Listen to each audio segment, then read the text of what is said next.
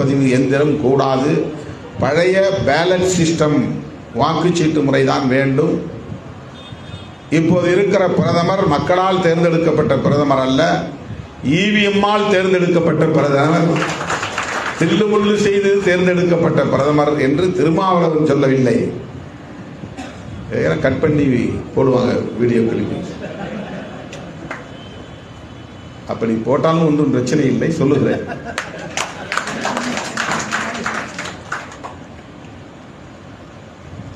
EVM prime minister என்றுதான் north Indians பிரதமருக்கு வைத்திருக்கிற பெயர், செல்ல பெயர், நிக்நேம்.